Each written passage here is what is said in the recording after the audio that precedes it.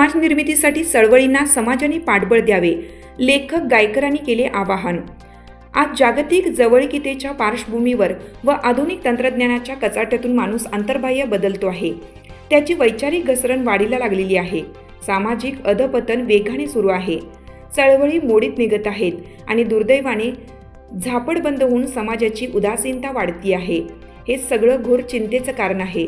सुदृढ समाज निर्मितीसाठी समाजाने चळवळींना पाठबळ दिलं पाहिजे, असे आवाहन सुप्रसिद्ध लेखक विचारवंत नवनाथ अर्जुन पाटील गायकर यांनी केलं। गिरणा गौरव प्रतिष्ठान नाशिक यांच्या वतीनं आयोजित पुस्तकावर बोलू काही या उपक्रमाअंतर्गत आपल्या आघाडी या लघुकथा संग्रहाच्या अनुषंगाने गायकर पाटील हे होते। कार्यक्रमाच्या अध्यक्षस्थानी कवी तुकाराम ढिकले हे होते, तर या प्रसंगी माजी आमदार तथा लेखक नानासाहेब बोरस्ते, स्वाध्यायी विचारवंत सावळीराम तिदमे, अखिल भारतीय मराठी साहित्य परिषद नाशिक जिल्हाध्यक्ष माणिकराव गोडसे, लेखक मिलिंद चिंदडे, ज्येष्ठ लेखिका अलकाताई दराडे, जयश्री राणे, सुनंदा पाटील, शुभांगी पाटील, नंदकुमार दुसानेस व कार्यक्रमाचे आयोजक सुरेश पवार आदी मान्यवर उपस्थित होते।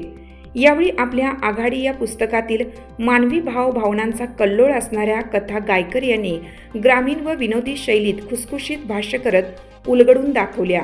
वैचारिक तोंडे दोन दिशेला असतानाही निर्लज्जपणे सत्तेसाठी सोयरीक करणाऱ्या पक्षांना नागडे करणाऱ्या आघाडी या शीर्षक कथेतून यामुळे सामान्य व निष्ठावान कार्यकर्त्यांचा होणारा भ्रमनिरास, कोंडी व घुसमट त्यांनी उलगडून दाखवली।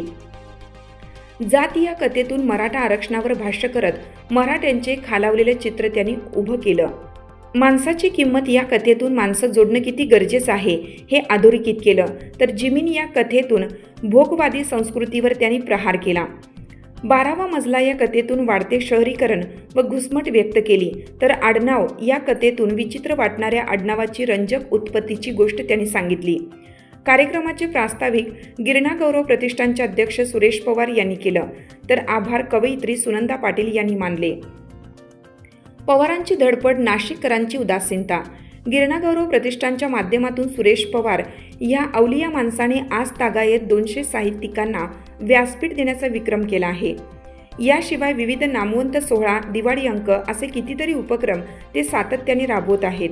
दुर्दैवाने नाशिक शहरासारख्या सुजाण शहरात मात्र या व अशा अनेक उपक्रमांकडे पाठ फिरवली जाते आहे।